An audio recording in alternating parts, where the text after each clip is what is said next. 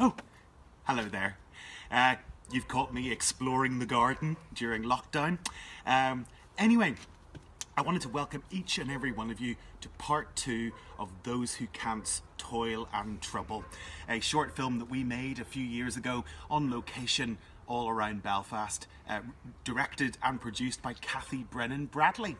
Now, of course, this film harks back to the time before Those Who Can't was joined by the inimitable Dan Leith. So back then, Those Who Can't was just me and Rachael McCabe. So we had to make sure that we were even sexier and more dynamic than usual to make up for the fact that there was only 2 of us. And I think when you see it, you'll agree that we nailed that. Yes, we did. And of course, interesting lessons for our times. During this time of self-isolation, I think you'll learn from the inner children and Gwyneth Paltrow about the dangers of self-medication and spending too much time on social media during these difficult times.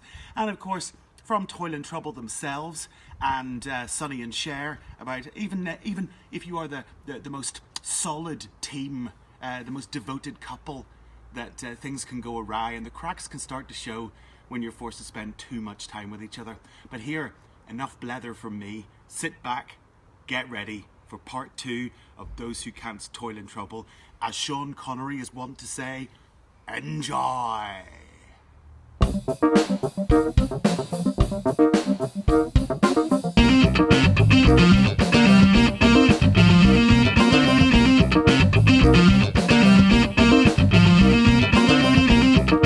We're toil and trouble, and we haven't had any dinner.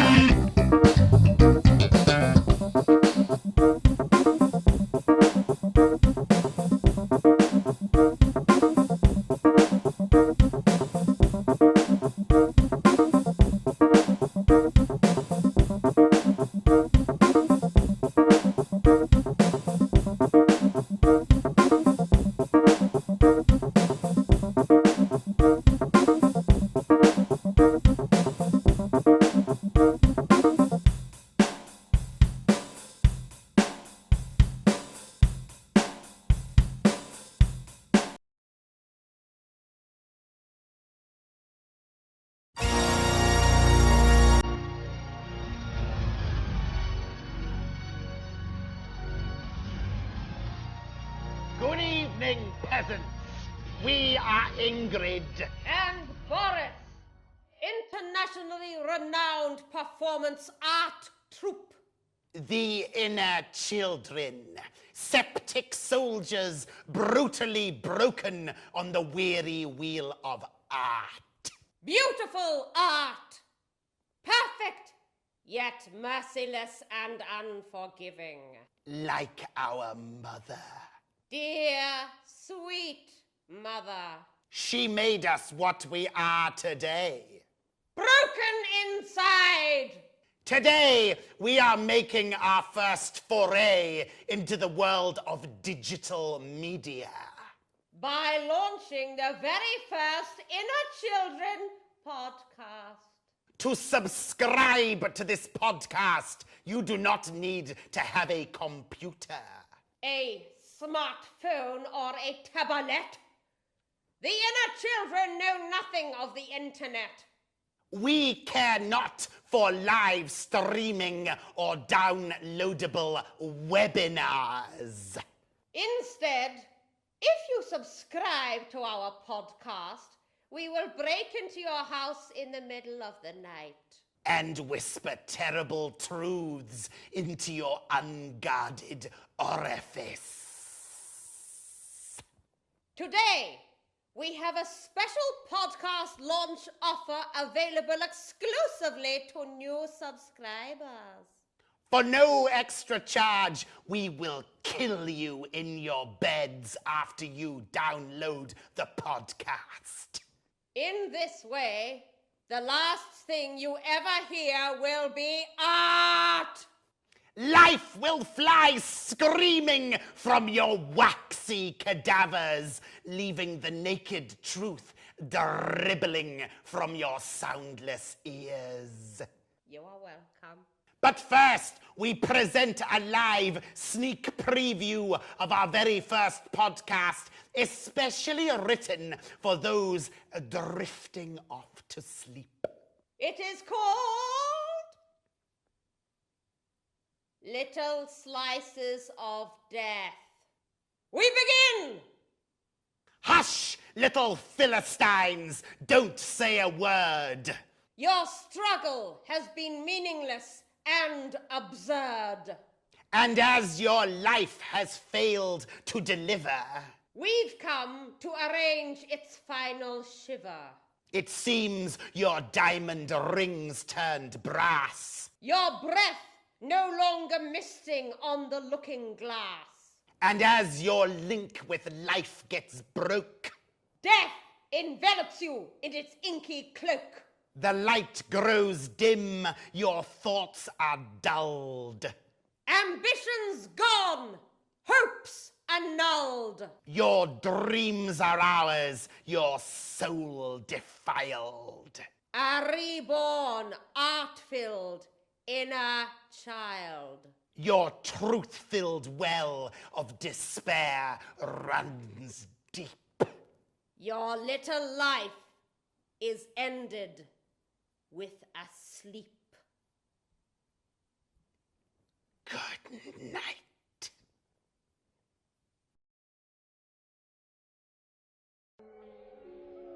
Dear friends, this week I want to talk about food.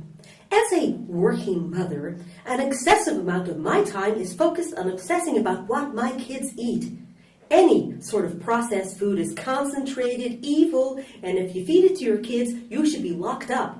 I mean, I would rather die than let my kids eat a cup of soup. Thankfully, for all of you struggling with picky eaters out there, I have come to your rescue with a delicious recipe for quinoa stuffed kabocha, plus sprouted lentil bread, and an article on the flavonoid properties of bee pollen water. You're welcome. And of course, by making your own food, you can control what goes into it. I would rather smoke crack than eat cheese from a tin. Actually, I would rather.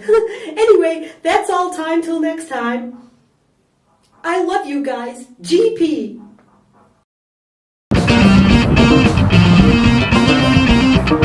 We're toiling trouble, and we haven't had any dinner.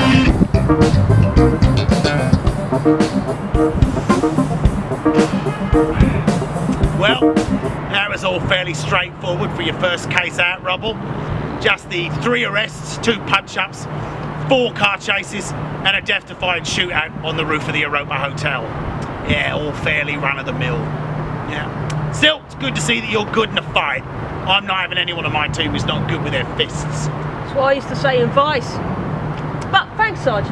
I can see I'm going to be learning a lot from working with you. I mean, that bit during the speedboat chase where you used that sharpened dustbin lid as a frisbee to slice off that bloke's propeller, that was proper tidy. Yeah, thanks, Rubble. Yeah. You weren't too bad yourself now, coming down that zip wire to knock a circular saw out of Peter Robinson's hands when he was trying to gut me. That was nice. Nice move. Yeah. Well, I'm going to have to write all this up for the superintendent later. You know what? I don't think he's going to believe us. Yeah, no, it'd be good if we had some sort of visual corroboration for all that exciting stuff instead of, just shots of us jumping over pipes on top of the roof. Yeah. I could do with 3 months holiday in Gravesend with Sophia Loren. That's not going to happen either. We have neither the cast nor the budget to show that kind of thing. But you know what, Rubble? I don't care if he believes us or not. The one thing that I'm taking away from this experience is that you, Rubble, you are all right. Sarge. But one case does not make a swallow. That's what you're saying. You're still on probation, my girl. My partners, as you have rightly pointed out, have a habit of falling by the wayside. But you're the first one in a long time who has a snowball's chance in hell of making it. Till next month at least. Sarge. Call me Harry. Sasha. Oh, what the hell? Midnight. Barney. Drink. Yeah. Nice one. Right, let's get down to Saucy Mare and I can tell you more about what it means to be a member of my team. I need people who, if called on, are prepared to bend over backwards and take one for the leave it. We're toiling trouble and we haven't had any dinner. What's up, people? As a working motherfucker, I want to talk this month about something people should be doing more of. Breathing. I feel that more and more people aren't breathing nowadays due to the pressures of modern life. I do it all the time. I would recommend breathing at least 3,400 times a day. It is a great way of staying alive and ingesting all of those things that make us feel great, like oxygen. But, friends, please don't fall into the trap that so many do of just breathing just regular air. The air in our house is pumped in straight from fairyland, and I find that it makes such a difference. Once you've breathed that, you can't go back. I'd rather shit on my hand than breathe inferior oxygen. So long, losers!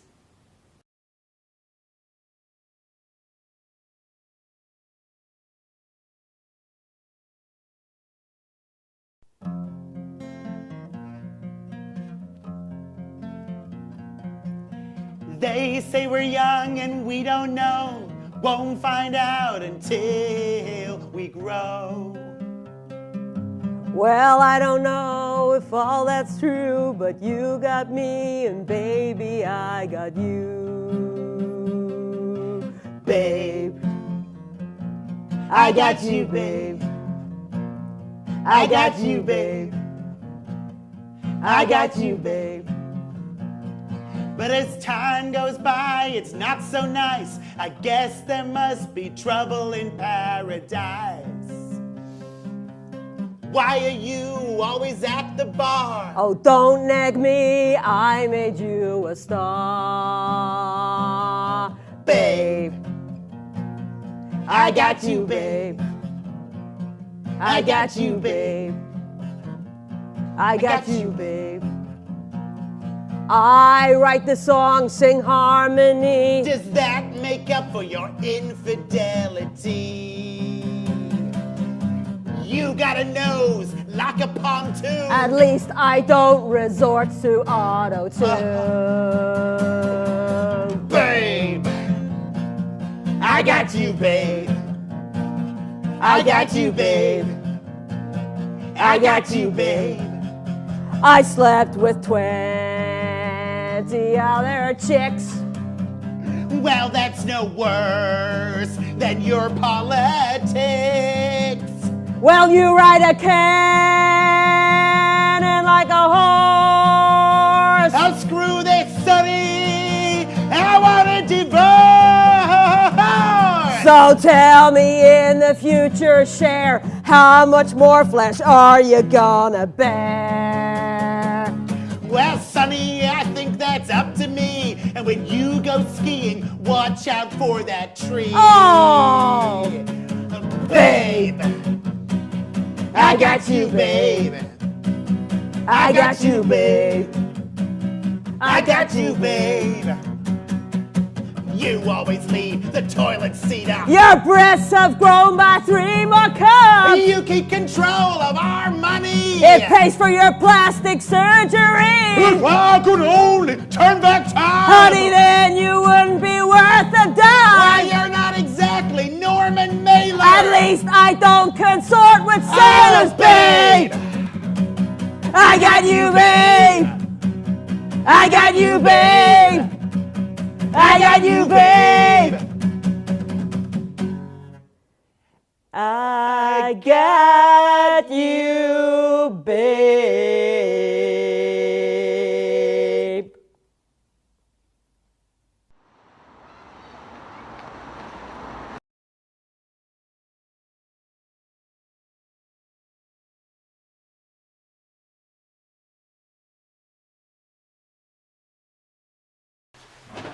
Speed.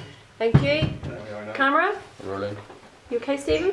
Yep, go ahead. Adam, move out of the way now, please, love. Adam, move out of the way now, please. Okay. Thank you. God, he's dead and kidding me in office.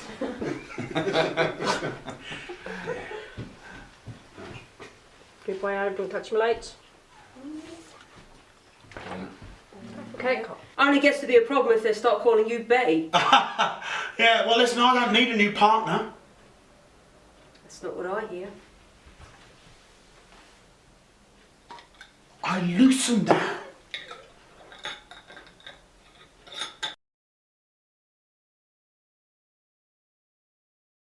Fairly run of the mill.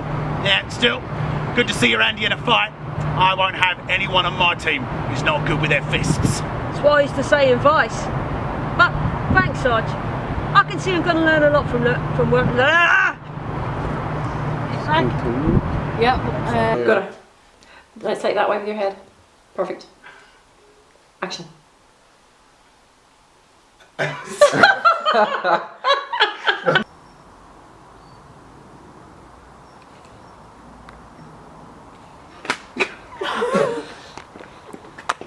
Cut? Are we cutting it? No, I'm not done. That's my camera. You're not in yet? Yeah, you're in there. Right, give it some spinning. It's the best anti-drugs message I've ever seen. This is what happened if you smoke crack, kids. Kids, stay in school. Are you going to slide, Rachel? Are you? So that's off okay? Oh, there it is. How is your head? Okay. What? So you're going to be fantastic. Thanks, yeah.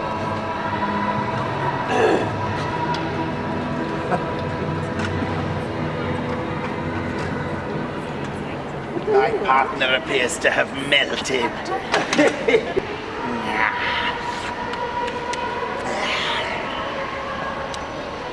More, please. Everybody settle okay? Yeah. And action. Come on, Arnie, we don't have time for this. We're about to get back. Back in your house. Get back. Is it your recording?